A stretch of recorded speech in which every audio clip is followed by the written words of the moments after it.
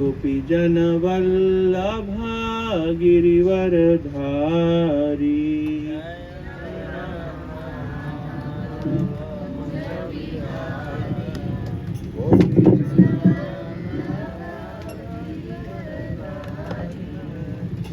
जय राधा माधव कुंज बिहारी, गोपीजन वल्लभ गिरिवरधारी।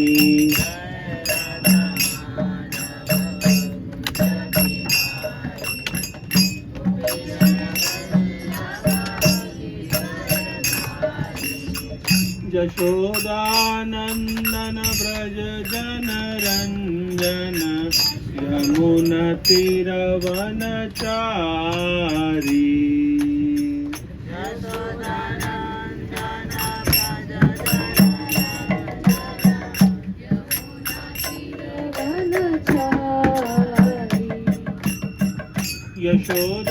यशोदानंदन व्रज जन रंजन, यमुना तीरवनचारी।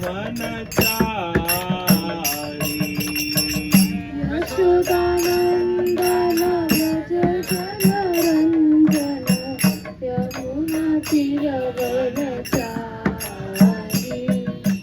जय राधा माधव कुंज बिहारी, गोपीजन वल्लभ गिरिवरधारी।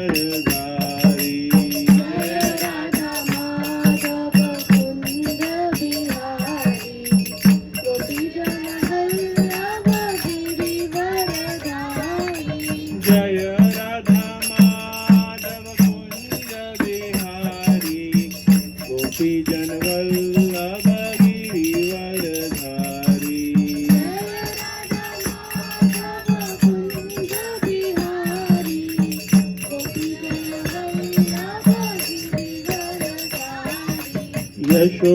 यशोदानंदन व्रज जन रंजन, यमुना तीरवनचारी।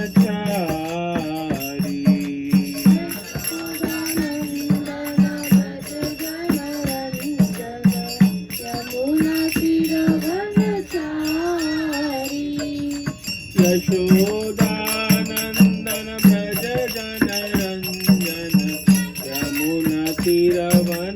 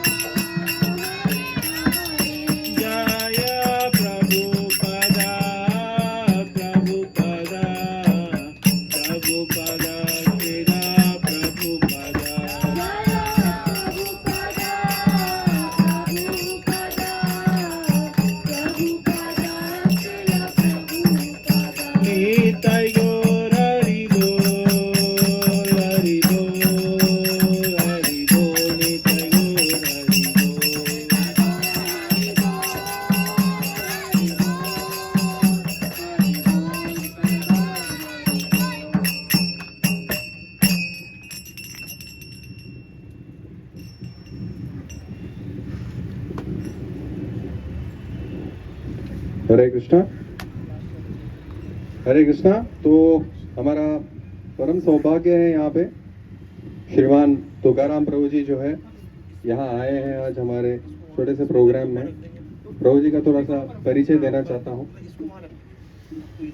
प्रभु जी परम पूज्य भक्ति चारू स्वामी महाराज उनके शिष्य हैं और प्रभु जी इस्कॉन भुवनेश्वर जो है उसके वाइस प्रेसिडेंट है।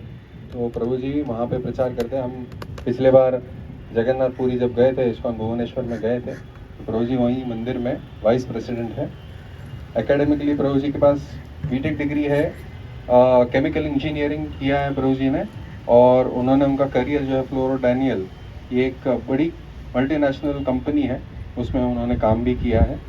और क्योंकि उन्होंने उनके मतलब हृदय से उनको जो पुकार आई थी कि उनको अध्यात्म की तरफ बढ़ना है, तो प्रभु जी ने उनका मटेरियल जो करियर है वो इतना अच्छे से चल रहा था, तो छोड़ के प्रभु जी जो है श्रील प्रभुपाद और भगवान जो श्री कृष्ण है उनकी सेवा में लग गए, उनके मिशन में। अभी प्रभु जी जैसे मैंने बताया कि वाइस प्रेसिडेंट है इस्कॉन भुवनेश्वर के, वहाँ पे सेवा करते हैं और अलग अलग जगहों पे जाके प्रचार करते हैं। तो बहुत सारे जगहों पे जाते हैं वो और वहाँ पे वो प्रचार करते हैं। और प्रभु जी बहुत ही अच्छे तरीके से काउंसलिंग, मेंटरशिप, कोचिंग, ये सारी चीज़ें करते हैं। आजकल के आधुनिक ज़माने में जो भी कुछ प्रॉब्लम्स हैं वहाँ पे प्रभु जी जो है प्रैक्टिकल मॉडर्न डे सॉल्यूशंस भी प्रोवाइड करते हैं। तो अध्यात्म के दृष्टिकोण से भी और भौतिक दृष्टिकोण से भी हमें क्या करना चाहिए प्रभु जी बहुत अच्छे से बता सकते हैं। और इसलिए आज हमारा जो टॉपिक है वो भी बहुत ही मतलब हमने बहुत सारे टॉपिक्स दिए थे, प्रभु जी ने बहुत उसमें से अच्छा एक टॉपिक चूज़ किया है, तो उसके ऊपर आज हम जो प्रभु जी से कुछ सुनेंगे तो उससे भी हमें बड़ा लाभ होगा। तो आइए हम सब जो है प्रभु जी का इस प्रोग्राम में स्वागत करते हैं। एक बार जोर से हरे कृष्ण महामंत्र बोलते हैं। हरे कृष्णा कृष्णा कृष्णा हरे हरे, हरे राम राम राम हरे हरे। मेरा परम सौभाग्य है मुझे आप सभी के बीच में कुछ हरि कथा करने का अवसर प्राप्त हुआ।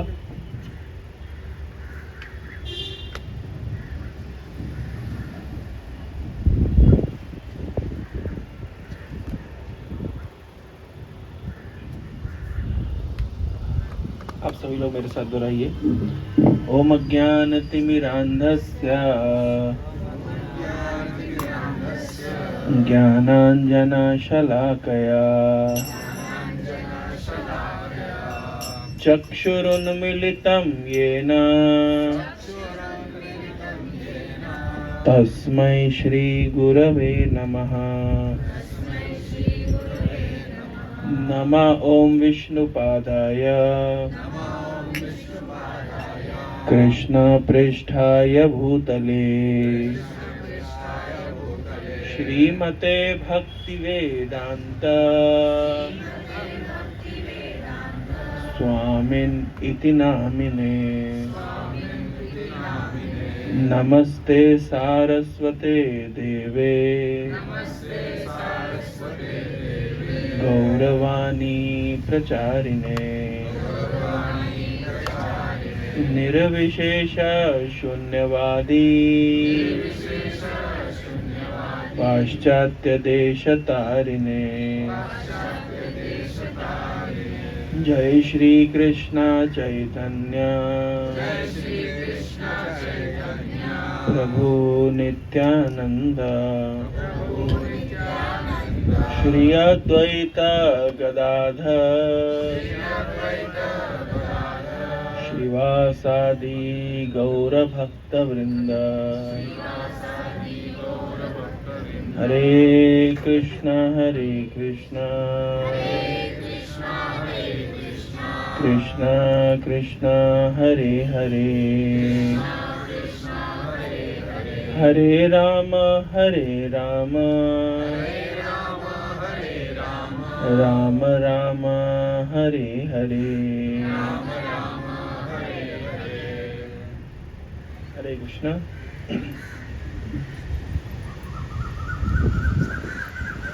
आज हम श्रीमद् भागवतम से एक प्रसंग चर्चा करते हैं। फिर टॉपिक पे आते हैं। श्रीमद् भागवतम में एक बहुत ही सुंदर अध्याय है। यह है श्रीमद् भागवतम के दशम स्कंद का 60वां अध्याय। भगवान कृष्ण ने रुक्मिणी को चिढ़ाया, यह है इस कथा का शीर्षक। तो भी आप सोचेंगे कि ये कथा हम क्यों चर्चा कर रहे हैं। एक्चुअली फैन हटा सकते हैं थोड़ा सा, तो मैं माता जी लोग भी इधर पे देख पाएंगे। तो बीच में ये तो ये जो अध्याय है ये भगवान शिव को बहुत पसंद है। दक्षिण भारत में केरल में एक शिव मंदिर है जो एक साल में केवल 10 दिनों के लिए खुलता है, उसके बाद वो बंद हो जाता है। तो भगवान कृष्ण के एक विख्यात भक्त हुए जिनका नाम था पुंथानम। तो पुंथानम जब ये शिव मंदिर खुलता था तो वहां जाकर के श्रीमद् भागवत कथा का पाठ करते थे भगवान शिव की प्रसन्नता के लिए। तो एक बार की बात है कि इन्होंने दशम स्कंद का 60वां अध्याय भगवान कृष्ण ने रुक्मिणी को चिढ़ाया, इस प्रसंग को भगवान शिव के सामने पढ़ रहे थे। तो जब अध्याय खत्म हो जाता है तो हम क्या करते हैं, अध्याय के लास्ट में बुकमार्क लगा देते हैं कि अगले दिन अगले चैप्टर से शुरू करेंगे। तो अगले दिन जब पुस्तक खोल के देखते हैं तो जो बुकमार्क है वो 60वें अध्याय के अंत में नहीं अपितु 60वें अध्याय की शुरुआत में मिलता था। तो मन में विचार करते थे पता नहीं ऐसे कैसे, कल तो मैंने ये अध्याय खत्म किया है, लेकिन ठीक है शायद भगवान की ये इच्छा है। तो फिर से वो अध्याय पढ़ देते थे। दूसरे दिन बीत गया, तीसरे दिन जब आते हैं तो देखते हैं कि फिर वो 60वें अध्याय की शुरुआत में ही वो बुकमार्क लगा हुआ है। फिर पढ़ देते हैं। तो पहला दिन पढ़ दिया, दूसरे दिन पढ़ दिए, तीसरे दिन पढ़ दिए, ऐसा करते करते 10 दिन बीत गए और सेम अध्याय पुंथानम पढ़ते थे। जब 10वां दिन बीत गया तो जैसा कि रिवाज है कि मंदिर बंद हो जाएगा, अब अगले साल खुलेगा। तो पुंथानम भगवान शिव को प्रणाम किए और भगवान शिव माता पार्वती को प्रणाम करके और निकल गए। कुछ दूर चले तो उनको विचार आया कि अरे मैं अपनी भागवत तो वहीं पे भूल के आ गया। अब जब वापस पहुंचे तो मंदिर हो गया बंद, अब क्या करें। और ये ऐसा नहीं है कि वहां पे मतलब उस जमाने में बहुत सारे भागवत सेट मिलते होंगे तो एक भूल गए तो हस्तलिखित भागवत रही होगी, बड़े परिश्रम से उन्होंने कहीं से जुगाड़ करके प्राप्त करी होगी। और उस समय कोई मोबाइल में वेदाबेस भी नहीं था कि वेदाबेस में पढ़ लेंगे, ऐसा भी नहीं है। तो बड़े मतलब परेशान हो रहे थे कि क्या करें। तो मंदिर की खिड़कियों से झांक झांक करके देखने की कोशिश कर रहे थे कहाँ से मैं कोई रास्ता मिल जाए कि मैं जा करके ये पुस्तक वापस ले आऊँ। तो जब एक खिड़की पे पुंथानम झांक करके देखे तो क्या देखते हैं कि भगवान शिव बैठे हुए हैं और माता पार्वती के साथ में बैठ करके पुंथानम की जो भागवत है उसमें से वही वाला अध्याय दशम स्कंद का 60वां अध्याय शिवजी माता पार्वती को सुना रहे हैं। और जब शिवजी ने, तो अब ये बात पूरी पुंथानम आप ध्यान से देख रहे शिवजी कर क्या रहे हैं। जब ये पूरा अध्याय सुना दिया तब शिवजी माता पार्वती से पूछते हैं, तो पार्वती तुम्हें आनंद आया? मैंने जिस प्रकार से व्याख्या करी इस अध्याय की तुम्हें आनंद मिला? तो पार्वती कहती है हाँ आनंद तो आया निश्चित रूप से, लेकिन जितना आनंद पुंथानम की कथा में आता है वो आपकी कथा में उतना आनंद नहीं आया। तो ये देख करके पुंथानम बहुत भाव विभोर हो गए कि देखिए माता पार्वती को मेरी कथा बहुत पसंद आ रही थी, इसलिए वो हर दिन पुस्तक के स्टार्टिंग में बुकमार्क लगा देते थे अध्याय के स्टार्टिंग में। तो विशेष रूप से माता पार्वती और शिव जी का ये बहुत ही मतलब पसंदीदा अध्याय है। अब आप पूछेंगे इसमें ऐसा पसंदीदा क्या है, तो इसमें भगवान कृष्ण की गृहस्थ लीला का वर्णन है। और शिव जी और पार्वती माता गृहस्थ ठहरे, तो इसलिए अपने आराध्य की गृहस्थ लीला को सुनने के प्रति उनकी जो उत्कंठा थी वो यहाँ पे व्यक्त होती है। तो एक बार भगवान कृष्ण ने विचार किया कि रुक्मिणी हम पे कभी क्रोध नहीं करती, तो आज रुक्मिणी को क्रोध दिलाया जाए, ये भाव था। अब चाहिए कैसे भाव आया, क्यों ये भगवान कृष्ण के मन में बात आई, तो आप सभी जानते हैं कि भगवान कृष्ण ने एक असुर का वध किया, इसका नाम था नरकासुर। नरकासुर का वध किया था और उसके पश्चात 16,000 विवाह किए थे भगवान ने। तो नरकासुर ने क्या किया था ऐसा कि भगवान को वध करना पड़ा? तो नरकासुर ने माता अदिति का कुंडल चुराया था और वरुण के पास कोई बहुत विशेष छाता रहा होगा तो छाता चुराया। और बड़ी आश्चर्य की बात है कि देवताओं का जो प्लेग्राउंड होता है, मान लीजिए देवताओं का प्लेग्राउंड, वो प्लेग्राउंड ही चुरा लिया। अभी आप लोग प्रश्न पूछेंगे कि माता अदिति का कुंडल चुराया, इसमें कौन सी बड़ी बात है? कुंडल ही तो चुराया, उसके लिए मारना क्या जरूरत है? तो देखिए, कोई सामान्य व्यक्ति का कुंडल नहीं चुराया है, माता अदिति का यानी देवताओं की माता का कुंडल चुराया है। अगर कोई व्यक्ति राष्ट्रपति भवन में घुस करके राष्ट्रपति का कोई आभूषण चुरा लाए तो इसका अर्थ क्या होता है कि जिस देश के राष्ट्रपति ही सिक्योर नहीं है, सुरक्षित नहीं है, उस देश की सामान्य महिला का तो कहना ही क्या। कभी कभी लोग प्रश्न पूछते हैं कि कल परसों मैं न्यूज में देख रहा था कि हमारी राष्ट्रपति गई थी पोप के जो फ्यूनरल में, तो किसी ने ट्वीट किया कि राष्ट्रपति चाहती तो फर्स्ट एसी में, क्या बोलते हैं उसको, फ्लाइट की जो उसमें फर्स्ट क्लास कंपार्टमेंट ट्रेवल कर सकती थी। एक व्यक्ति के लिए पूरा पूरा जहाज जाना जरूरत क्या है? लेकिन बात ऐसी है कि वो एक व्यक्ति की डिग्निटी का सवाल यहाँ पे नहीं है, पूरे देश की डिग्निटी का सवाल। उदाहरण आपको देता हूँ। कुछ साल पहले घटना आई थी कि पाकिस्तान का प्रधानमंत्री अमेरिका गया था और अमेरिका में वो किसी होटल में नहीं रुके, वो अपने रिश्तेदार के घर पे रुके। तो रिश्तेदार के घर पे क्यों रुके और होटल में क्यों नहीं रुके? क्योंकि पाकिस्तान की सरकार पाकिस्तान के प्रधानमंत्री को अमेरिका के होटल में रुकाने का खर्चा नहीं उठा सकती, इसलिए उन्होंने विचार किया कि हम रिश्तेदार के घर पे रुक जाएंगे। तो ये केवल एक प्रधानमंत्री के होटल में रुकने या ना रुकने की बात नहीं है, ये उस पूरे देश की जो है व्यवस्था को दर्शाता है कि वो देश कितनी बुरी स्थिति में है कि जो अपने प्रधानमंत्री को भी सुविधा नहीं दे पा रहा है। तो इसलिए कभी कभी इसलिए ऐसा प्रतीत होता है कि जो राजा महाराजा होते थे या आज भी हम देखते हैं कि जो प्रधानमंत्री राष्ट्रपति होते हैं तो बहुत उनको एक स्पेशल पोजीशन दिया जाता है। तो वो स्पेशल पोजीशन केवल उनके पर्सनल निमित्त नहीं है, वो पूरे राज्य की मतलब शक्ति का और राज्य की इकोनॉमी का एक तरह का मापदंड होता है। तो आदित्य के कुंडल अगर सिक्योर नहीं है तो विचार करिए कि पूरी दुनिया में किसके कौन सिक्योर है? एक देवताओं की माता की हालत है। तो इसलिए ये मैटर सीरियस मैटर है।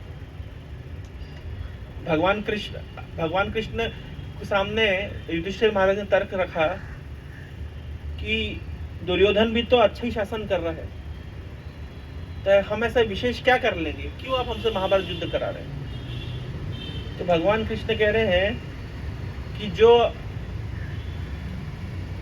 द्रौपदी जो कि महाराज धृतराष्ट्र की पुत्र वधू हैं, तो अगर अपनी पुत्र वधू का वो ख्याल नहीं रख सकते और समाज में उनको इस प्रकार से अपमानित किया गया, अगर दुर्योधन जैसा राजा होगा या दुर्योधन जैसा राजकुमार के प्रत्यक्ष उसके आदेश अनुसार द्रौपदी के चिरहरण करने के प्रयास किया गया, अगर ऐसा राजा होगा तो समाज में कितनी विकट स्थिति पड़ जाएगी। इसलिए मैं चाहता हूँ कि ये सारे अधर्मी राजाओं को मार करके मैं धर्म युक्त राजा को स्थापित करना चाहता हूँ। तो कहने का तात्पर्य यह है कि जो हम इस प्रसंग में देखते हैं कि ऐसा नहीं था कि केवल अदिति के कुंडल चुराए, ये तो एक्सट्रीम हरकत करी थी उसने, नरकासुर। और दूसरा मैंने बताया कि देवताओं का प्लेग्राउंड चुरा लिया। अभी आप बोलोगे प्लेग्राउंड कैसे चुरा लेते हैं, तो हम ऐसे भी देखते हैं ना सरकार में कि सरकार ने 500 करोड़ रुपए, 1000 करोड़ रुपए एक रोड बनाने के लिए निकाला, 1000 करोड़ रुपए खर्च होगा लेकिन रोड दिखाई नहीं देती। इसका अर्थ क्या है, कॉन्ट्रैक्टर ने रोड चुरा ली। तो मान लीजिए नरकासुर को अगर कोई टेंडर मिला हो तो उसने पैसा मिल गया उसको, लेकिन उसने प्लेग्राउंड नहीं बनाया होगा। कहने का तात्पर्य प्लेग्राउंड चुरा के ले गया। तो भागवत के शब्दों को हमको कई एंगल से हम देख सकते हैं। हो सकता है कि इतना शक्तिशाली हो कि सच में प्लेग्राउंड को उठा के ले गया, हो सकता है। एट द सेम टाइम ये भी हो सकता है कि इनकी कंस्ट्रक्शन कंपनी रही हो कि कोई टेंडर लिया हो लेकिन पैसा ले लिया, काम नहीं किया। तो दोनों ही केस में वो दंड का अधिकारी है, और इसलिए भगवान कृष्ण ने नरकासुर को दंड देने का विचार किया। जब नाक में दम कर दिया नरकासुर ने, तो भगवान कृष्ण को ये विचार करना था। अच्छा, नरकासुर किसका पुत्र था? भगवान का ही पुत्र था। जब भगवान वराहदेव के रूप में आए थे तो प्रकृति माता को, मतलब धरती माता को उन्हें गर्भान्वित किया था और नरकासुर का जन्म हुआ। तो नरकासुर भगवान का ही पुत्र है। लेकिन आश्चर्य की बात है कि भगवान का ही पुत्र होने पर इतना बुरा असुर कैसे बन गया? तो क्योंकि इसने असुरों की संगति करी थी, इस कारण से इसकी मति भी भ्रमित हो गई और नरकासुर भी असुर बन गया। मतलब उसका नाम नरक था, वो असुर टाइटल बाद में ऐड हो गया, तो नरकासुर हो गया उसका नाम। तो भगवान कृष्ण ने देखा कि जब अभी नाक में दम कर दिया है तो नरकासुर को मारना चाहिए। लेकिन भगवान ने माता धरती को आश्वासन किया था कि अगर कभी भविष्य में ऐसी, भगवान ने फोरकास्ट कर लिया होगा कि ऐसा भविष्य में हो सकता है, तो माता धरती ने कहा था कि अगर आप कभी ऐसे परिस्थिति आ जाए और मेरे पुत्र को मारना भी पड़े तो एटलीस्ट मुझसे रिकमेंडेशन आप ले लीजिएगा। और धरती माता के अवतार है सत्यभामा, यह सत्यभामा के अवतार है धरती माता।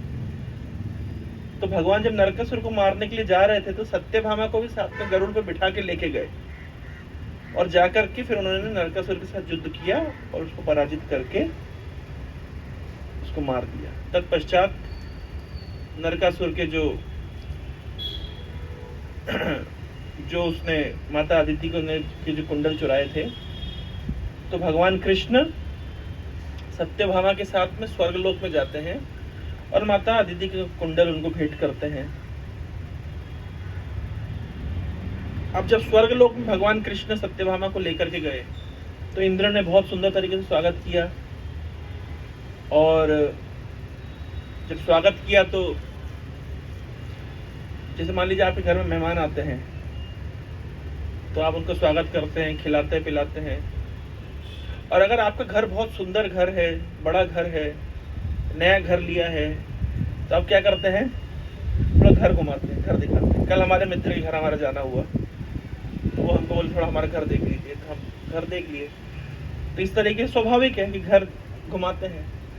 तो इंद्र ने सोचा भगवान आए हैं तो थोड़ा हम स्वर्ग का दर्शन करा दें।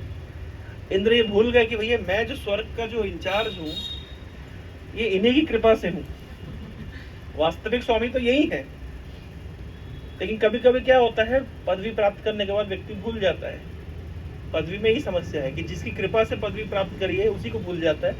ये पोस्ट पोजीशन का मतलब क्या कहते हैं, कॉन्सिक्वेंस है, ये बाई प्रोडक्ट है। तो इंद्र ने दिखाया, देखिए ये हमारा नंदन कानन वन है और यहाँ हमारी स्वर्ग की अप्सराएं रहती हैं और यहाँ देवता लोग रहते हैं, ये हमारे ऑफिस है, ये हमारा रेसिडेंस है। ऐसे करके सब कुछ उन्होंने दिखाया। फिर उन्होंने दिखाया कि हमारे स्वर्ग की शान है ये पारिजात का पेड़। तो भगवान ने कहा बहुत बढ़िया, बहुत सुंदर। और एज अ मोमेंटो उन्होंने पारिजात के पेड़ में से एक पारिजात का फूल उठा करके भगवान को अर्पित कर दिया। अब भगवान को अर्पित कर दिया तो भगवान ने तो गीता में कहा, ये पत्रम पुष्पम फलम तोयम, कोई एक मतलब फूल भी भगवान को अर्पित कर दो तो भगवान तो संतुष्ट है। तो भगवान बढ़िया संतुष्ट हो गए। भगवान ने वो फूल लिया, थोड़ा सूंघा होगा और उसको अपनी जेब में डाल लिया। अब भगवान सत्यभामा के साथ वापस आ गए। अब वापस आ गए तो भगवान गए रुक्मिणी के महल में। अभी जब पति वापस आते हैं तो पत्नी क्या करती है ना, तो पत्नी भोजन पानी कराती हैं, सब व्यवस्था करती हैं। अच्छा, और क्या करती है, जैसे साधारणतः भी हम देखते हैं तो मान लीजिए पति अगर कपड़े उतार के रख दे तो पत्नी क्या करती है, पॉकेट में थोड़ा चेक कर करके उसको जो भी कुछ रहता है हटा के और कपड़े को वॉशिंग मशीन में डाल देती है। ऐसे ही करते हैं। तो रुक्मिणी ने भी वही किया। भगवान की थोड़ा पॉकेट में हाथ डाला होगा तो पॉकेट से पारिजात का फूल निकल आया।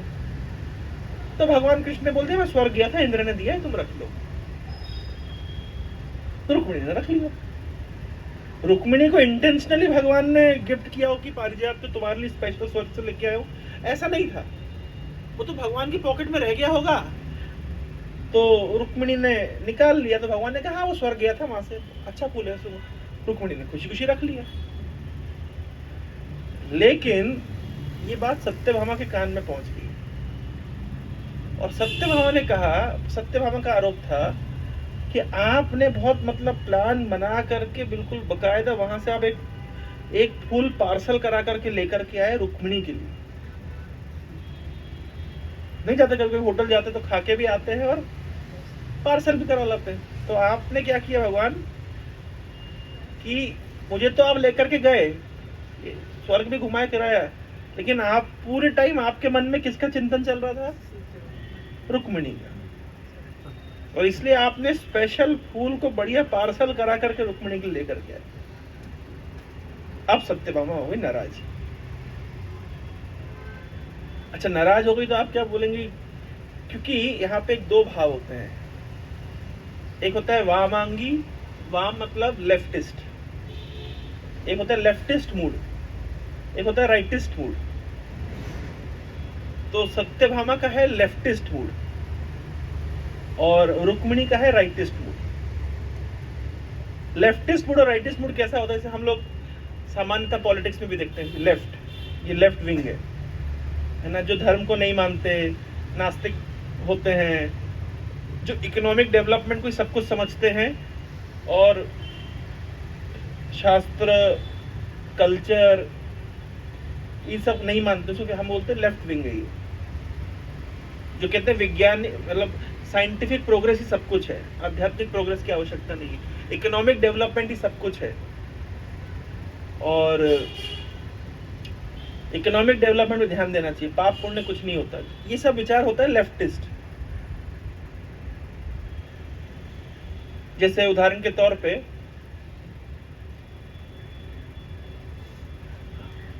जिसको कहते हैं कम्युनिस्ट पार्टी, ये लेफ्टिस्ट विचारधारा की होती है। इसमें वो धर्म को नहीं मानते हैं, उनको लगता है कि धर्म एक अभिशाप है। जैसे बहुत सारे रशियन फिलोसफर्स ने कहा है कि religion is the opium for the masses.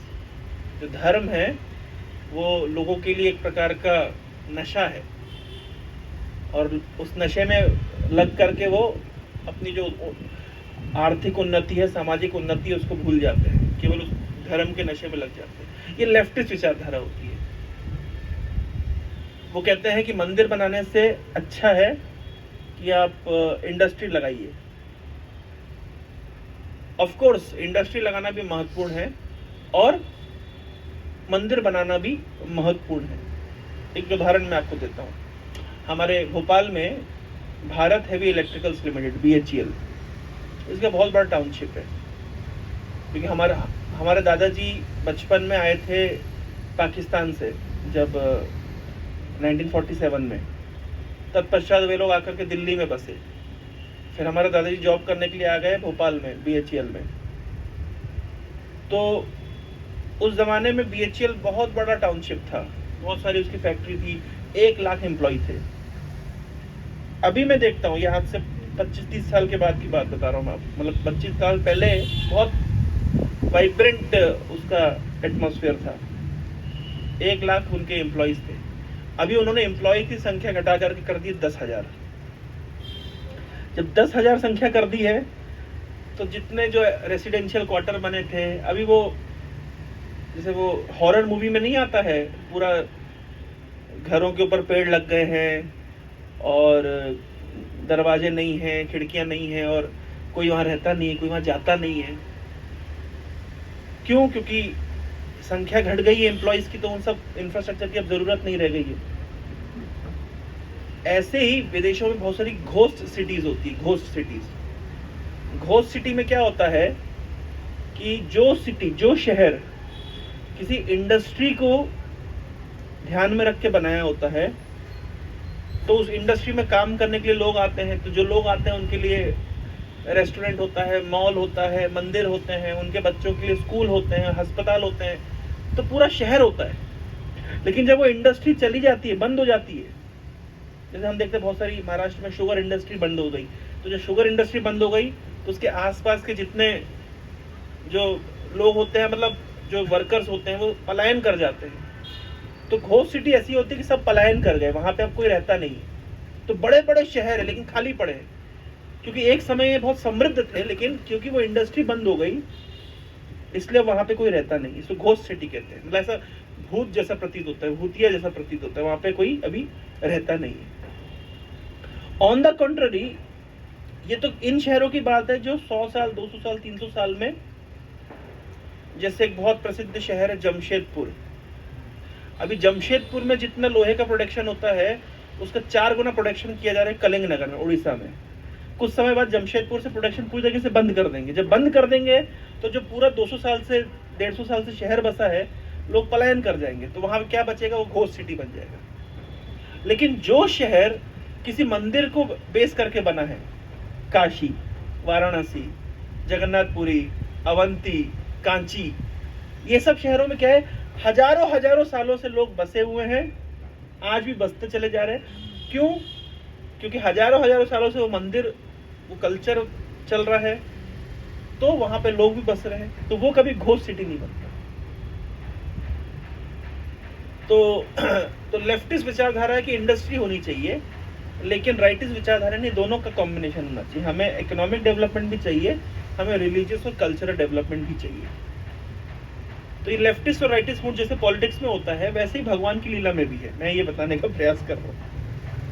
Satyabhama का मूड है लेफ्टिस्ट मूड, हर बात पे कृष्ण से नाराज हो जाता है। रुक्मिणी का है राइटिस्ट मूड। कैसा मूड है ये? रुक्मिणी कहती हैं कि मैं कृष्ण की हूं, ये राइटिस्ट मूड है, और सत्यभामा कहती है कृष्ण मेरे हैं, इसको लेफ्टिस्ट मूड कहते हैं। समझ गए आप? अंतर समझे? रुक्मिणी का मूड क्या है? मैं कृष्ण की हूं, कृष्ण मुझे पारिजात दे कि ना दे वो कृष्ण की इच्छा है, मुझे उसकी कोई डिमांड नहीं। लेकिन सत्यभामा का मूड क्या है? कृष्ण मेरे हैं। ऐसे कैसे रुक्मिणी को पारिजात दे दिया, मुझे पूछा भी नहीं, इसको कहते हैं लेफ्टिस्ट मूड। अच्छा, राधा रानी और चंद्रावली, इसमें चंद्रावली का मूड कैसा है? चंद्रावली का मूड कैसा है? राइटिस्ट। और राधा रानी का मूड कैसा है? लेफ्टिस्ट। चंद्रावली कहती है मैं कृष्ण की हूं, और राधा रानी कहती है कृष्ण मेरे हैं। इसलिए कहते हैं वामांगी राधा, मतलब शी इज वामांगी, मतलब वो लेफ्टिस्ट मूड की है, कृष्ण मेरे हैं। और चंद्रावली कहती, इसलिए जब कभी कभी कृष्ण राधा रानी के कुंज में ना जाकर के चंद्रावली के कुंज में जाते हैं, और रात भर राधा रानी इंतजार करती है, रोती रहती है कृष्ण आए नहीं। सुबह जब कृष्ण आते हैं तो अपनी सखियों को बोलती है, ललिता विशाखा को, मना कर दो, मैं नहीं मिलूंगी। धोखेबाज है, आते नहीं है, मुझसे मिलने का बोल करके और दूसरी जगह चले जाते हैं, मैं नहीं मिलूंगी। तो राधा रानी कभी कभी रिजेक्ट कर देती कृष्ण को, इसको कहते हैं मान लीला, नाराज हो जाती हैं, क्रोध करती हैं। लेकिन चंद्रावली कभी क्रोध नहीं करती है। चंद्रावली का भाव है मैं कृष्ण मेरे साथ जो करे ठीक ही है। राधा रानी कहते ऐसे कैसे, मैं आज बात नहीं करूंगी। कभी कभी वैष्णव कवियों ने लिखा है कि राधा रानी को मनाने के लिए कृष्ण को कितना परिश्रम करना पड़ता है। एक बार की बात है कि कृष्ण राधा रानी नाराज हो गई। जब राधा रानी नाराज हो गई तो नाराज क्यों हुई? इसलिए नाराज होगी क्योंकि कृष्ण उनसे मिलने के लिए पहुंचे नहीं। तो जब कृष्ण उनसे मिलने के लिए पहुंचे नहीं तो अब क्या करें? तो दूसरे दिन जब कृष्ण आए तो कृष्ण राधा रानी ने मना कर दिया, मैं नहीं मिलूंगी, मना कर दो उसको। और ललिता विशाखा सखी से बहुत रिक्वेस्ट करी कृष्ण ने, अरे मुझे मिलने दो, गलती हो गई, रास्ता भटक गया था। बोले नहीं नहीं, अभी तो हमारी जो रानी साहिबा है उन्होंने मना किया है, हम आपको नहीं मिला सकते। तो अब कृष्ण प्लान बनाने लगे। कृष्ण बहुत दुखी हो गए उस दिन कि अरे आज बड़े गड़बड़ हो गई। तो कृष्ण जाकर के यमुना के तट पे रोने लगे। तब वहां पे आई वृंदा देवी, जो कृष्ण की पूरी लीलाओं को मतलब पूरा लीला की डायरेक्टर होती है। तो वृंदा देवी आके बोलती है, अरे भाई क्या हो गया कृष्ण? तो वृंदा देवी लेके गए इनको पूर्णमासी के पास। पूर्णमासी बोलते भाई कृष्ण क्या हो गया? बोले हो ऐसा गया कि भाई थोड़ा राधा रानी हमसे नाराज हो गई। बोले कोई बात नहीं। बोले अगर तुम्हें राधा रानी से मिलना है तो तुम्हें अपना भेष बदलना पड़ेगा, इस भेष में जाओगे तुम्हें एंट्री नहीं मिलेगी। तो उन्होंने पूरी युक्ति सुझाई। युक्ति सुझाई कि कृष्ण एक काम करो, सबसे पहले अपने श्याम वर्ण चेंज करो। ये जो तुम श्याम वर्ण है ना, ये पकड़ में आ जाता है, अलग यूनिक दिखाई देता है, तो चेंज करो। अभी गौर वर्ण हो जाओ, गोल्डन हो जाओ। और ये तुम्हारे इतने सुंदर सुंदर केश हैं जिसके कारण तुम केशव कहलाते हो, थोड़ा हेड शेव करो। तो हेड शेव कर लिया कृष्ण। कृष्ण ने हेड शेव कर लिया। कृष्ण अभी गोल्डन फॉर्म के हो गए हैं और बोला कि अब ये धोती कुर्ता नहीं चलेगा, अभी तुमको थोड़ा सा एक सन्यासी का वेश बना के जाओ और हम तुम्हें एक दो गीत सिखा देते हो, गीत गाते गाते जाना। तो कृष्ण अभी किस रूप में आ गए, अभी देख सकते हैं किस रूप में है। गोल्डन फॉर्म है, हेड शेव हो गया है और अभी धोती को छोड़ करके और पूरा सन्यासी की वेशभूषा पहन करके कृष्ण और जाते हुए गीत गाते हुए जा रहे हैं। और गीत गाते गाते जा रहे हैं तो ललिता विशाखा सखी वहां से देखिए एक सन्यासी महोदय आ रहे हैं। तो बोले अरे सन्यासी महोदय सुनिए सुनिए, महाराज सुनिए, बताइए क्या हो गया। बोले हमारी जो रानी साहिबा काफी थोड़ा परेशान है, आप तो निश्चित रूप से एस्ट्रोलॉजी जानते होंगे, थोड़ा इनका भाग्य देख के बताइए कि इनके जीवन में दुख क्यों है और वो दुख कैसे दूर होगा। तो महाराज कह रहे हाँ हाँ, मेरी एक गुरु है जिनका नाम है गंधर्विका और उन्होंने मुझे ये एस्ट्रोलॉजी सिखाई हुई है, मैं देख के बता दूंगा। तो आइए आइए महाराज आइए। तो महाराज को ले गए घर के अंदर और बिठा दिया महाराज को बढ़िया आसन वासन दे करके। अब महाराज ने कहा ठीक है बुलाइए अपने रानी साहिबा को। तो रानी साहिबा आई और रानी साहिबा ने ऐसे मतलब घूंघट डाला हुआ है। तो बोले महाराज हाथ देखिए। बोले मैं हाथ तो नहीं दे सकता, मैं एक सन्यासी हूँ, तो मैं ऐसे किसी का स्त्री का हाथ थोड़ा ना पकड़ सकता हूँ। तो बोले फिर क्या चाहते हैं आप, कैसे आप भाग्य बताएंगे। बोले लेकिन मैं माथे की लकीर पढ़ना जानता। लेकिन बोले हमारी रानी साहिबा तो केवल कृष्ण को ही अपना चेहरा दिखाती है और किसी को तो दिखाती नहीं है। तो सन्यासी महोदय कह रहे देखो मैं आजीवन ब्रह्मचारी हूँ, मेरे मन में कोई बुरा भावना नहीं है, मैं केवल उनकी मतलब माथे की लकीरें पढ़ूंगा और भाग्य बता दूंगा। तो किसी प्रकार से सन्यासी महोदय ने कन्विंस कर लिया। तो जैसे ही श्रीमती राधा रानी ने अपना पल्लू को उठाया और कृष्ण ने जैसे ही मतलब सन्यासी महोदय ने जैसे ही राधा रानी के सुंदर चेहरे को देखा, वापस से अपने वो त्रिभंग रूप में आकर के और बांसुरी पकड़ ली है। उनसे अपना फिर वो वास्तविक रूप छुपाते नहीं बना। तो इस प्रकार से तो कई बार राधा रानी नाराज हो जाती है और कृष्ण मनाने के लिए अलग अलग प्रकार की लीलाएं करते हैं। तो इसको कहते हैं वामांगी, मतलब लेफ्टिस्ट मूड। तो ब्रज लीला में राधा रानी है लेफ्टिस्ट मूड की और चंद्रावली है राइटिस्ट मूड की। और द्वारका लीला में रुक्मिणी है राइटिस्ट मूड की और सत्यभामा है लेफ्टिस्ट मूड की। तो जैसे ही सत्यभामा को पता चला कि भगवान कृष्ण ने पारिजात का फूल दिया है रुक्मिणी को, बहुत नाराज हो गई। अब कृष्ण बहुत मनाने की कोशिश कर रहे, अरे भाई मैं तुमको घुमाने लेके गया था, रुक्मिणी को नहीं लेके गया था, तुमको स्वर्ग दिखाने लेके गया था, रुक्मिणी को नहीं लेके गया था। लेकिन वो तो नाराज है, अब तो मानने के मूड में ही नहीं है। तो सत्यभामा ने, तो फिर कृष्ण ने हाथ जोड़ के पूछा, बताओ मैं आपको कैसे संतुष्ट करूं? बोले आपने रुक्मिणी को पारिजात का फूल दिया है, मुझे पूरा पेड़ देना पड़ेगा। भाई भगवान ने गीता में कहा है कि मैं पत्र पुष्प से संतुष्ट हो जाता हूं, तो भगवान पत्रम पुष्प से संतुष्ट होते हैं, लेकिन भगवती को तो पूरा पेड़ चाहिए। अब पत्ते पुष्प से बात नहीं चलेगी। अब भगवान क्या करते, तो आप समझ सकते हैं शिव जी को यह अध्याय क्यों पसंद आ रहा होगा, क्योंकि भगवान कृष्ण जो पूरे ब्रह्मांड के अधिपति है, अपनी गृहस्थ लीला में अपनी पत्नी को सेटिस्फाई करने के लिए वापस अब जा रहे हैं इंद्र के पास, स्वर्ग में जाकर के बोले भैया वो पारिजात का पेड़ दे दो। मतलब कितनी ऑकवर्ड सिचुएशन होगी होगी भगवान कृष्ण के लिए भी, कि मतलब अभी तो अतिथि बन के आए थे और हमने हमारे घर की आइटम आपको दिखाई, और अब आप हमसे वो घर की आइटम मांगने आ गए। हालांकि सिद्धांत तो ये है कि भगवान ही सबके स्वामी है, लेकिन फिर भी लीला की दृष्टि से देखें तो कितनी ऑकवर्ड परिस्थिति हो जाए ना, कि मुझे तो वही पेड़ चाहिए, अब तो आपको लाना ही पड़ेगा। भगवान कृष्ण ने समझाया, इंद्र देने को तैयार नहीं। अब इंद्र भी, जैसा कि हमने चर्चा किया था कि जब पदवी प्राप्त हो जाती तो व्यक्ति अपनी स्थिति को भूल जाता है।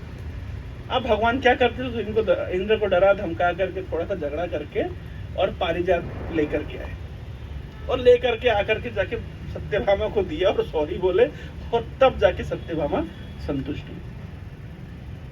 अच्छा, अब भगवान कृष्ण के मन में क्या विचार आया? कुछ दिनों के बाद भगवान कृष्ण विचार कर रहे हैं कि सत्यभामा ने देखा कि रुक्मिणी को एक फूल दिया हमने, वो इतना नाराज हो गई, लेकिन सत्यभामा को पूरा पूरा पेड़ दिया, रुक्मिणी के चेहरे पे 1% भी शिकन नहीं, कोई दुख नहीं, कोई क्रोध नहीं, किसी प्रकार का कोई मन में विद्रोह नहीं। तो भगवान कृष्ण ने बड़ा मन में अप्रिशिएट किया रुक्मिणी के भाव को, लेकिन आज मन में ठान लिया कि आज तो मैं रुक्मिणी को क्रोध दिला के रहूंगा। आज मन में भगवान ने ठान लिया, ऐसा आज जाकर के मैं कुछ बात बोलूंगा कि रुक्मिणी को क्रोध आ जाए। तो भगवान गए, श्री विश्वनाथ चक्रवर्ती ठाकुर बोलते हैं कि भगवान कृष्ण के जो शब्द थे, रुक्मिणी का जो हृदय है वो कपूर की तरह है, और भगवान कृष्ण के जो कठोर शब्द हैं वो क्या बोलते हैं, मूसल से पीसते हैं, क्या बोलते हैं उसको, मूसल। तो जब ये आप कपूर को मूसल से पीसेंगे तो क्या होगा, क्या होगा, पाउडर बनेगा, और क्या होगा, उसकी सुगंध फैलेगी। तो भगवान कृष्ण के कठोर शब्द रूपी जो शब्द हैं वो मूसल की तरह है, और रुक्मिणी का जो हृदय है वो कपूर की तरह है। ये कपूर के ऊपर जब ये मूसल प्रहार करेगा तो रुक्मिणी का हृदय निश्चित रूप से पाउडर हो जाएगा, लेकिन साथ ही साथ रुक्मिणी के जो दिव्य गुण हैं उसकी सुगंध चारों दिशाओं में फैलेगी। इस भाव से भगवान कृष्ण ने बहुत कठोर शब्द बोले रुक्मिणी को। तो एक दिन भगवान बैठ करके, मतलब उस भगवान बैठे थे ऐसे बेड के ऊपर, और रुक्मिणी बहुत सुंदर तरीके से पंखा झुला रही थी और चवा डुला रही थी। तो भगवान कृष्ण इस तरह, ये स्टाइल आपने देखा होगा वो बुक में, कृष्णा बुक में ऐसे प्रभुपाद ने फोटो लगाई है, ऐसे इस स्टाइल में बैठे, तकिया वकिया लगा करके और एक पैर के ऊपर से हाथ डाल करके बहुत बड़े स्टाइल से भगवान बैठे हैं। और भगवान कह रहे, रुक्मिणी इतने बड़े बड़े राजा महाराजा तुम्हारी राह देख रहे थे और तुमने हमसे शादी कर ली, जबकि हमारी कोई योग्यता नहीं है। और बोल रहे हैं कि ये शिशुपाल आदि जो राजा लोग थे, ये तुम्हारे लिए मतलब बहुत क्वालिफाइड ये थे, और हमारे हम कौन है? बोले हम तो युद्ध से पलायन कर जाते हैं, भगोड़े हैं, क्योंकि भगवान का एक नाम क्या है, रण छोड़, हम तो रण छोड़ के भागे। तो इतने बड़े बड़े जो क्षत्रिय राजा थे, इनसे विवाह करना चाहिए था, हम तो रण छोड़ के भागते हैं। भगवान एक जगह बोल रहे हैं कि बड़ी इंटरेस्टिंग बात भगवान बोल रहे हैं। भगवान कह रहे हैं कि रुक्मिणी देखो ऐसा है कि जो हो गया सो हो गया। अभी अगर तुम कहो तो हम रीमैरिज का ऑप्शन भी हमारे पास है, तुम्हारा पुनः विवाह हम दूसरे से करा देंगे और तुम्हारे घर से दहेज आया होगा वो इंटरेस्ट के साथ लौटा देंगे, चिंता मत करो। भगवान इस प्रकार से रुक्मिणी को मतलब तंग कर रहे हैं कि तुमने हमसे कहाँ विवाह कर लिया, हमसे जो हम ना खो मतलब बोल रहे हैं। एक तो हम राजा भी नहीं है क्योंकि राजा तो उग्रसेन है, हम तो दास हैं उनके। राजाओं से शादी करती तो रानी बनती और दास से शादी की तो दासी बनोगी। और फिर बोल रहे एक्चुअली रुक्मिणी हमें भी तुमने कोई इंटरेस्ट नहीं था, वो तो तुमने क्या लेटर लिखा और हम भी ताव में थे, ठीक है भैया लेटर आया है, तुमने लेटर लिखा, हम भी बिल्कुल मतलब पूरा इंस्टिगेट हो गए, रथ उठाया आकर के तुम्हारा हरण कर लिया हमने और तुम्हें उठा करके हम ले गए, लेकिन एक्चुअली में हमें भी कोई इंटरेस्ट खास नहीं था तुम। ऐसे करके मतलब भगवान कृष्ण रुक्मिणी को चिढ़ा रहे हैं। अच्छा, भगवान कृष्ण क्या एक्सपेक्ट कर रहे थे? भगवान कृष्ण एक्सपेक्ट कर रहे थे कि रुक्मिणी क्रोध में कुछ जवाब देंगी। ये भगवान का एक्सपेक्टेशन था। हुआ बिल्कुल उल्टा। रुक्मिणी ने जैसे ही ये मन में विचार आते ही कि भगवान मुझे छोड़ देंगे, रुक्मिणी चवर ढुलाते ढुलाते में बिल्कुल मतलब चवर उनके हाथ से छूटा और बिल्कुल रुक्मिणी बेहोश होकर गिरने लगी। अब भगवान तो बिल्कुल आनंद फानंद में उठे और उठते ही भगवान ने रुक्मिणी को पकड़ लिया। अब ये भगवान की गृहस्थ लीला चल रही है। जो चीज भगवान कर सकते हैं दुनिया में और कोई नहीं कर सकता। दो हाथों से भगवान ने रुक्मिणी को पकड़ लिया और इमीडिएटली अपनी दो भुजाएं और प्रकट कर ली। तो एक हाथ से रुक्मिणी का पसीना पोंछ रहे हैं और एक हाथ से रुक्मिणी को पंखा झुला रहे हैं। अब भगवान क्या समय समय पर अपना चतुर्भुज रूप प्रकट करते रहते हैं। जैसे एक बार भगवान कृष्ण मक्खन चोरी की लीला कर रहे थे, तो मक्खन चोरी, तो मक्खन ऊपर बंधा हुआ था, तो बड़ा सिस्टम तान करके एक भक्त को घोड़ा बनाया और उसके ऊपर चढ़ गए और चढ़ने के बाद भगवान ने बड़ी मुश्किल से उनके हाथ मक्खन तक पहुंचे। तो जैसे उनके हाथ मक्खन तक तो पहुंच गए, भगवान ने रियलाइज किया कि उनकी धोती ढीली हो गई।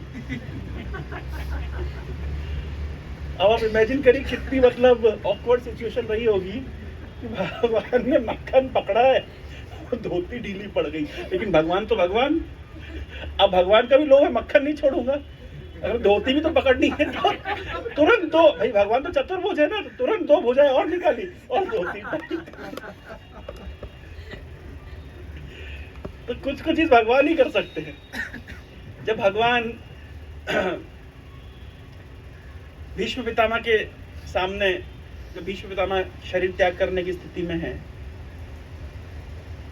तो भीष्म पितामह स्तुति कर रहे हैं, भगवान के सामने डिमांड कर रहे हैं, आदेश दे रहे हैं। कभी कभी भक्त भगवान को आदेश देता है, वो कह रहे हैं सदैव देवो भगवान प्रतीक्षताम, हे देवताओं के देवता, हे भगवान कृष्ण मेरी प्रतीक्षा करिए। जनरली होता है कि बड़ा आदमी छोटे को बोलता है आप थोड़ा वेट करिए, वेटिंग लॉन्ज में वेट करिए, रिसेप्शन में वेट करिए। यहाँ पे भक्त भगवान को बोल रहा है भगवान वेट करिए, सदैव देवो भगवान प्रतीक्षताम। तो भगवान ने पूछा भी कब तक वेट करना है? तो बोल रहे हैं कलेवरम यावत् इदम हिनोमि हम, जब तक ये शरीर में छोड़ नहीं देता तब तक आप वेट करिए। अच्छा, अगर आपको कहा जाए वेट करिए तो आपको कैसा लगेगा? किसी को भी वेट करना अच्छा नहीं लगता ना। तो भगवान बड़े उदास खड़े थे, वेट करना पड़ रहा है। तो भीष्म पितामह कह रहे नहीं नहीं ऐसे मत खड़े रहिए, प्रसन्न हासा ऋणलोचलोसन, थोड़ा मुस्कुराइए, हाँ अभी बढ़िया है, मुस्कुरा के वेट करिए, ऐसे नहीं कि मतलब ऐसे गंदा मुंह बना के खड़े, ऐसा क्या है? प्रसन्न हासा ऋणलोचलोसन मुखाम्बुजस ध्यान पते। हाँ, मेरे ध्यान पथ में आइए। थोड़ा उधर, अरे उधर साइड हो रहा है। नहीं, जब फोटोग्राफी कोई करता है तो थोड़ा आप लोग इधर आइए। हाँ माता जी थोड़ा इधर आइए। तो भगवान तो भीष्म पितामह बाणों की शैया में लेट करके बोले थोड़ा इधर आइए ध्यान पथ पे। हाँ अब बढ़िया, ठीक है। हाँ, मुखाम्बुजस ध्यान पते। अब कह रहे दो भुज रूप में मजा नहीं आ रहा है, चतुर्भुज दिखाइए। मुखाम्बुजस ध्यान पते चतुर्भुजा। बोले चतुर्भुज दिखाइए, तो 4 भुजाएं दिखाइए। हाँ, क्यों? क्योंकि भगवान कृष्ण आदि नारायण हैं और क्योंकि भीष्म पितामह दास्य रस के भक्त हैं, तो भगवान के चतुर्भुज रूप में अपने मन को आवेशित करना चाहते हैं। तो इसलिए भगवान ने चतुर्भुज रूप दिखाया। तो इस तरीके से समय समय पे भगवान अपना चतुर्भुज रूप दिखाते रहते हैं। तो यहाँ पे चतुर्भुज रूप पे भगवान ने 2 हाथ से रुक्मिणी को पकड़ा और 2 हाथ से, एक हाथ से पंखा झुलाने लगे, एक हाथ से भगवान का पसीना पोंछने, मतलब रुक्मिणी का पसीना पोंछने लगे। और जैसे तैसे रुक्मिणी जब होश में आई तो रुक्मिणी को कह रहे हैं भगवान, अरे मैं तो मजाक कर रहा था, मैं इतना सीरियस थोड़ी ना था, तुमने तो बहुत सीरियसली ले लिया। मैं तो जस्ट ऐसे ही, मतलब आउट ऑफ जोक, मैं जस्ट चाह रहा था कि तुम्हारे कभी तुम हम पे भी क्रोध करो। भगवान कृष्ण वहां पे बता रहे हैं कि गृहस्थों को क्या चाहिए, गृहस्थों को क्या सुख है। भगवान कृष्ण बोल रहे हैं हम तो घर गृहस्थी वाले लोग हैं, हमें क्या सुख है, दिन भर कमाने खाने में व्यस्त रहते हैं, घर में थोड़ी ऐसी 2-4 नोकझोंक हो जाए वही तो आनंद का स्रोत है, और क्या मिलता है। तो भगवान अपनी गृहस्थ लीला कर रहे हैं। बोले हम तो दिन भर इधर देश दुनिया के कार्य में बिजी रहते हैं, तो थोड़ा सा हंसी मजाक करना यही तो हमारे लिए सुख है, और उसमें तुमने इतना सीरियसली ले लिया। अब रुक्मिणी जो जो भगवान ने कहा था और उस बात का बिल्कुल उत्तर देने लगी। भगवान ने कहा था कि भगवान ने कहा था कि हम तो निष्किंचन हैं, हमारा कुछ नहीं है ना। हमारे निष्किंचन शब्द का अर्थ होता है हमारे पास थोड़ा भी नहीं है। थोड़ा नहीं है मतलब क्या होता है, सब कुछ आपका ही है तो फिर थोड़ा क्या और बहुत क्या। जो जो रुक्मिणी को भगवान ने बोले, भगवान उस मतलब भगवान ने जो पॉइंट बोले रुक्मिणी उसको काटती गई। एक बात ऐसी रुक्मिणी को भगवान ने बोली थी जो रुक्मिणी को बड़ी हर्ट करी। भगवान ने रुक्मिणी को कहा था कि देखो रुक्मिणी,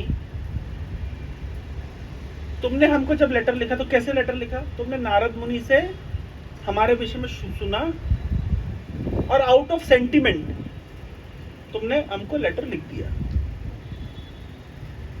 तुमने कभी कोई विचार नहीं किया, तुम हमसे कभी मिली नहीं, हमको कभी देखा नहीं।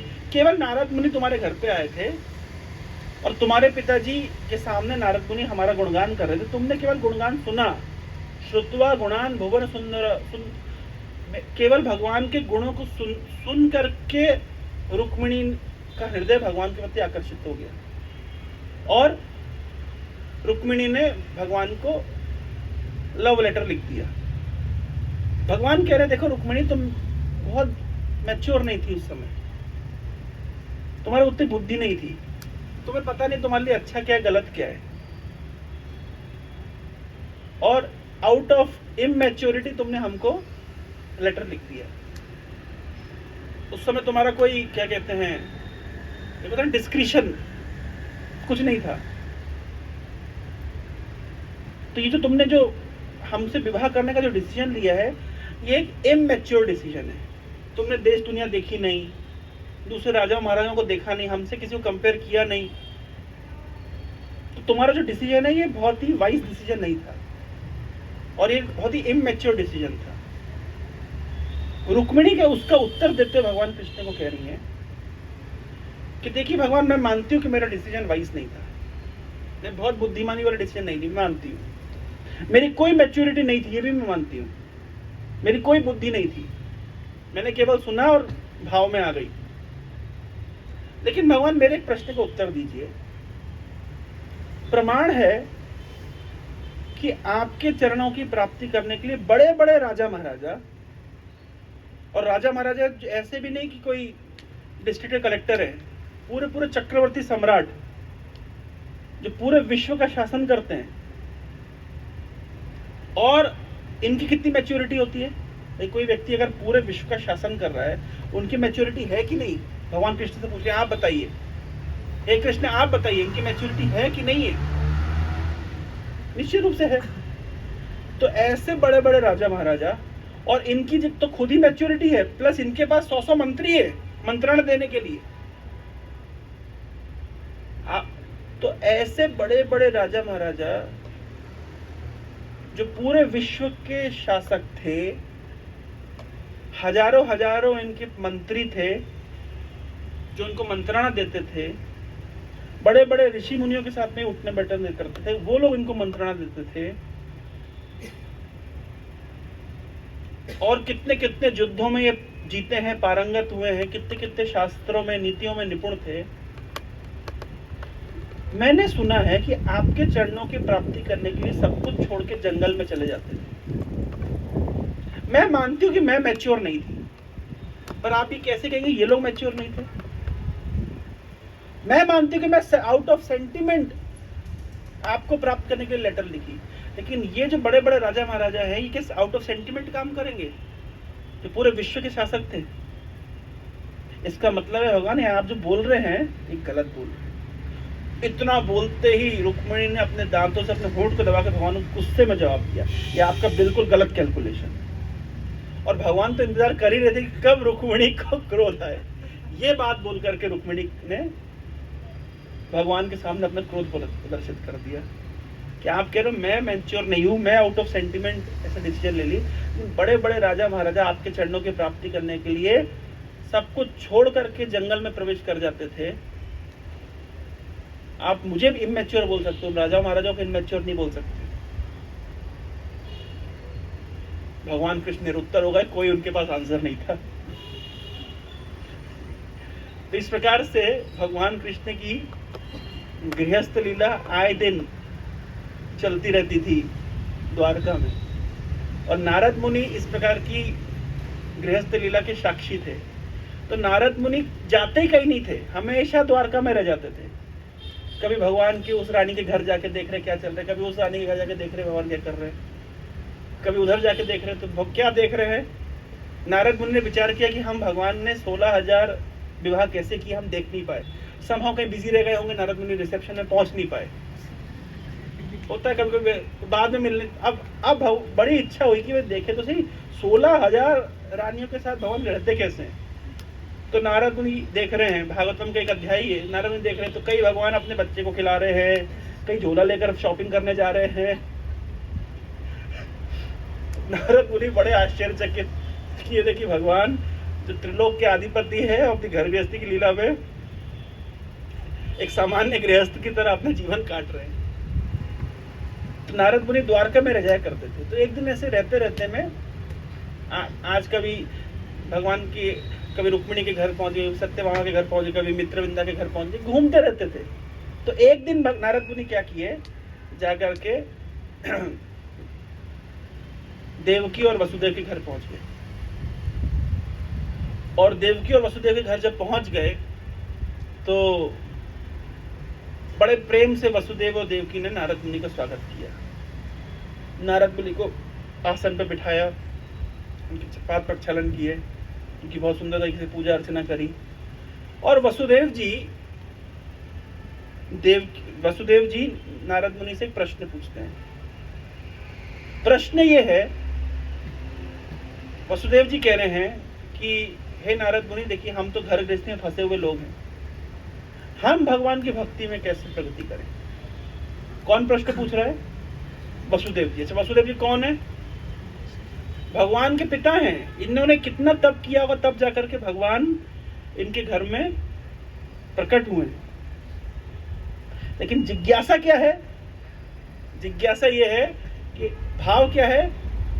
आजकल अगर कोई गृहस्थ को बोल दो तो बोलता है अरे प्रभु जी आप जानते हैं गृहस्थ धर्म कितना बड़ा धर्म है, हम लोग सारी जिम्मेदारियों का निर्वहन करते हैं, भगवान का भजन करते हैं। आजकल व्यक्ति सीधा आंसर ऐसा देता है।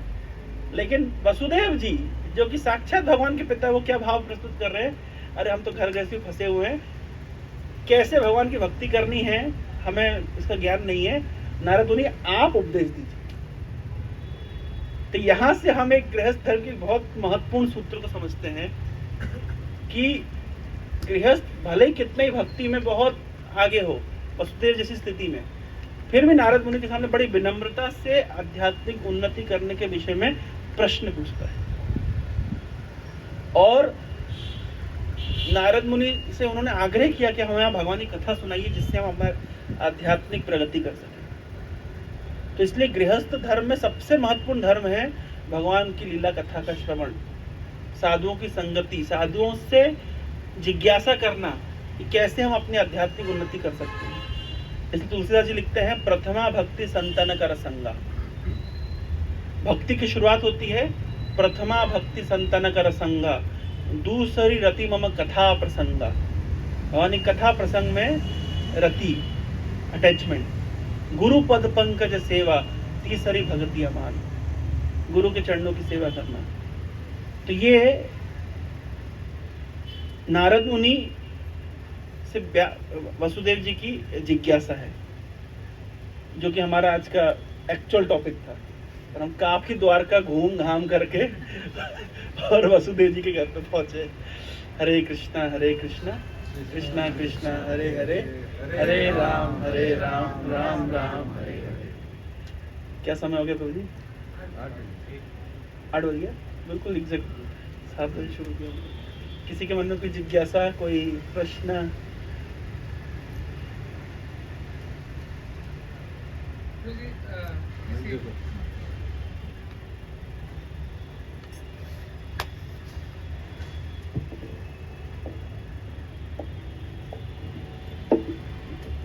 हरे कृष्ण प्रभु जी, जैसे आपने बताया द्वारका लीला में भगवान मतलब ही इज एंगेज्ड इन सब 16,108 मारण है। पर जैसे आपके लेक्चर में एक सुना था मैंने, जैसे बृहद भागवतामृत में आता है कि भगवान दिन रात रोते थे गोपियों के लिए, कि मतलब क्वेश्चन लेके रोते थे। तो इसका और इसका हम कनेक्शन कैसे समझ सकते हैं? एक्चुअली इस तरह कनेक्शन नहीं देखा जाता है। हर लीला एक इंडिपेंडेंट लीला है। जैसे एक एक्टर की, जैसे मान लीजिए अमिताभ बच्चन की 2 मूवी बताइए। एक मूवी में वो राजा बनता है और एक मूवी में नौकर बनता है। तो अब आप प्रश्न पूछ रहे हैं कि उस मूवी में अमिताभ बच्चन, इस मूवी में अमिताभ बच्चन, दोनों में क्या कनेक्शन है? उसमें कोई कनेक्शन नहीं है। वो एक इंडिपेंडेंट मूवी है, एक दूसरी इंडिपेंडेंट मूवी है। तो ऐसा नहीं है कि हर दिन ही रोते थे और ऐसा नहीं है कि कभी नहीं रोते थे। और मतलब भगवान की लीला एक साथ कई रूपों में विस्तृत हो रही है।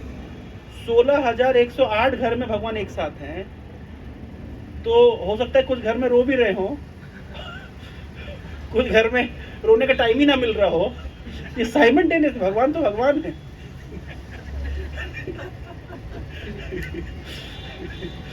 तो भगवान की लीलाओं को नटो नाट्य धरो यथा, है ना, एक मूवी की तरह देखना चाहिए कि साइमल्टेनियसली भगवान कई मूवी, भाई एक हीरो है 10 टीवी रखे हुए हैं, उसमें अमिताभ बच्चन की 10 अलग अलग मूवी चलाई जा सकती है, जिसमें कि सब में अमिताभ बच्चन एक्टर है, लेकिन कनेक्शन किसी में नहीं है। तो 16,108 घरों में भगवान की लीला, अलग लीला चल रही है। हो सकता है कि जिस दिन बृहद भागवतामृतम में सनातन गोस्वामी को प्रेरणा मिल रही हो, उस दिन वो एक घर के अंदर झांक करके देख रहे हो, बाकी भी तो घर बचे हुए हैं। इस प्रकार से तो कई लीलाओं में हमें मतलब अलग अलग लीलाओं को अलग अलग आस्वादन करना चाहिए। हलवा अलग खाना चाहिए और बर्फी अलग खानी चाहिए, रसगुल्ला अलग खाना चाहिए, रसमलाई अलग खाना चाहिए। सारा मिक्स कर देंगे तो कहीं का नहीं बचेगा। तो हर लीला का अपना एक स्वाद है।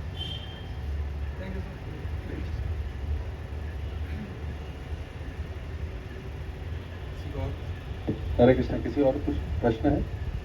प्रश्न पूछने में कोई? अच्छा, प्रश्न नहीं तो आप लोग को कथा में क्या अच्छा लगा, कौन सी चीज मतलब हृदय स्पर्शी लगी? कौन बताएगा? जो रुक्मिणी ने अपने दांतों को रुक्मिणी ने जब गुस्से में आकर अपने होठ ऐसे दांतों के नीचे दबा लिया और गुस्से में जब जवाब दिया ना, वो बहुत बहुत जवाब अच्छा लगा आपको? क्या जवाब है? क्या जवाब है? कि राजा महाराजा वो अज्ञानी नहीं है, वो आप कैसे कह सकते हैं? हाँ। ये बहुत अच्छा लगा। और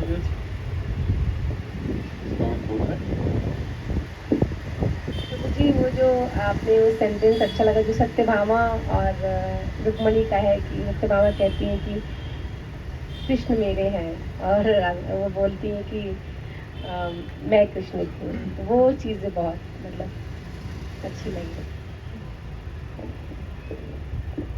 प्रभु जी, जैसे आपने एक लेक्चर में बोला था कि सत्यभामा जगदानंद पंडित के रूप में थे, वैसे रुक्मिणी कौन गौरलीला में कौन आते हैं? गदाधर पंडित। गदाधर पंडित। ओके, आपने एक इसमें भी बोला था कि उनका महाप्रभु और उनका माधुर्य भाव है, तो हम कैसे उसका ये देख सकते हैं? मतलब महाप्रभु और गदाधर पंडित का माधुर्य भाव है, if I am not wrong. और यहाँ हम देख रहे मतलब गौरलीला में पूरा उल्टा चल रहा है, कृष्णा लीला में उल्टा चल रहा है। तो हम मतलब जैसे महाप्रभु का इच्छा था या अलग मतलब? माधुर्य भाव मतलब इस प्रकार का उनका अटैचमेंट है। इस प्रकार माधुर्य का मतलब ये नहीं कि उनके बीच में माधुर्य संबंध है, इसका अर्थ है कि उस प्रकार का उनका बीच अटैचमेंट है।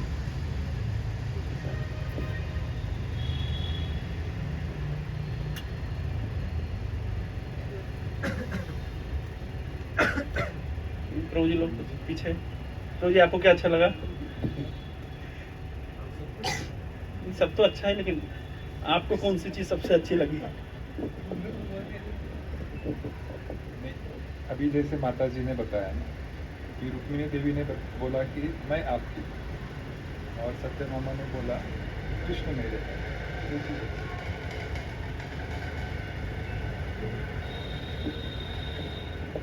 और एक जो अनएक्सपेक्टेड डिमांड जो कर दी थी पारिजात का, मुझे पूरा पेड़ ही चाहिए वो बहुत अच्छा लगा। मतलब इट वाज रियली अनएक्सपेक्टेड था कि कृष्ण भी नहीं सोच सकते थे कि ऐसा कुछ वहाँ पर वो कंडीशन आ जाएगा। तो दैट वाज रियली मतलब बहुत हंसी आया उसमें। प्रभु जी आप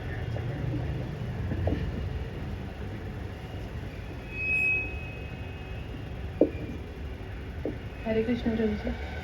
Prabhuji, the way you narrated the past tense, it was like very nice. I could imagine.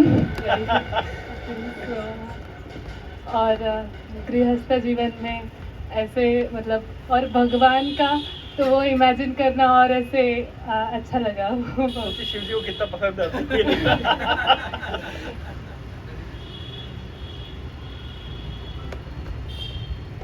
प्रभु जी, मेरा एक प्रश्न था। मतलब मुझे ऐसे पूछना था कि इस्कॉन में डिवोटी मैरिज का ऐसे मतलब श्रील प्रभुपाद जी ने भी बोला है कि husband should be a first class devotee, ऐसा। तो मतलब एक माता जी ने मतलब कैसे डिसीजन लेना चाहिए जब वो गृहस्थ लाइफ में एंटर करते हैं? ये तो गृहस्थ लोग आपको अच्छे से बता सकते हैं। ये तो हमारा फील्ड ही नहीं है। लोग हमसे आके पूछते हैं, तो जी थोड़ा कैरियर काउंसलिंग करिए। हमने कहा कैरियर कैसे छोड़ना है हम इसको ये समझा सकते हैं, कैसे कैरियर बनाना ये हमारा एक्सपीरियंस नहीं है। मतलब ideally what principles they should तो गृहस्थ जीवन में कैसे प्रवेश करना है ये हमारा निश्चय है। किसी को निकल के बाहर आना है तो हम लोग उसके लिए सर्विसेज कंसल्टेंसी ऑफर करते हैं। तो ये आप गृहस्थ वरिष्ठ भक्तों से पूछ सकते हो, वो आपको मार्गदर्शन देंगे। But what principles principle is same.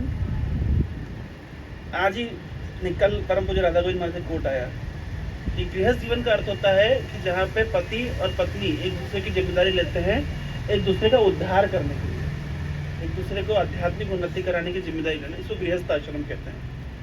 तो this is the principle of grihastha ashram, that husband and wife are coming together for making spiritual progress. तो यही प्रिंसिपल को ध्यान में रखना चाहिए। और एट द सेम टाइम जो लौकिक रीति है ना, विवाह करने से पहले एस्ट्रोलॉजी चेक करना चाहिए, कुंडली मिलाना चाहिए, ये सब नियमों का पालन हमें करना चाहिए। कभी कभी डिवोटी कम्युनिटी में हम लोग इसको निगलेक्ट कर देते हैं, लेकिन ये जो ट्रेडिशनल चला आ रहा है ये बहुत इंपॉर्टेंट एस्पेक्ट है, उसमें बहुत सारी चीज़ें सॉर्टेड हो जाती है। तो मैं पर्सनली रिकमेंड करता हूँ कि जिनको भी गृहस्थ आश्रम प्रवेश करना है तो they should have this match making, and जो एक ट्रेडिशनल प्रोसीजर है उसको फॉलो करना चाहिए।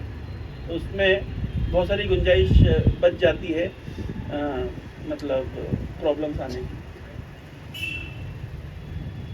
Thank you.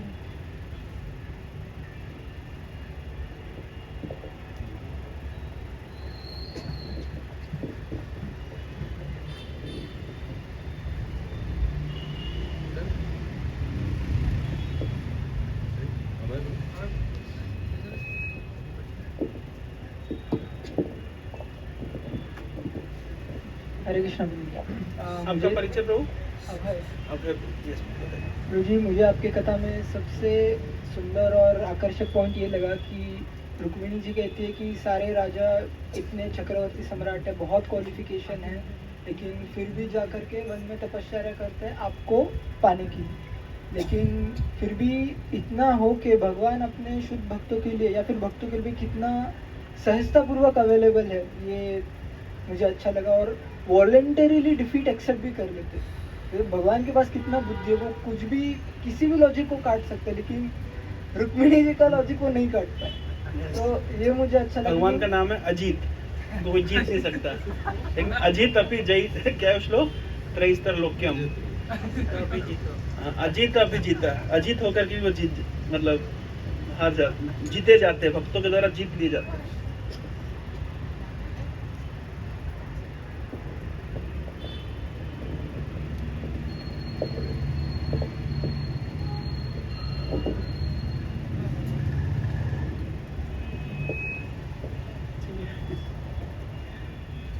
श्रीमुपाद की जय।